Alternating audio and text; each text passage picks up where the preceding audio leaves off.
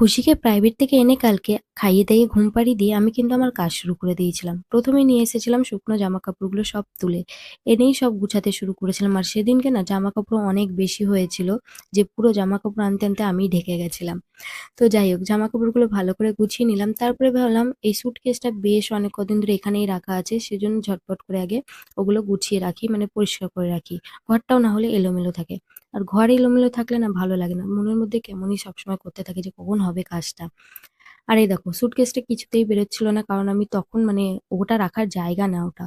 মানে একটুখানি জায়গায় আমি চেপে রেখে দিয়েছিলাম। সেজন্য বের করতে একটু অসুবিধা হয়েছিল। সুটকেসটা ওর বক্সে আমি প্যাক করে রেখে দিয়েছি আলমারির উপরে।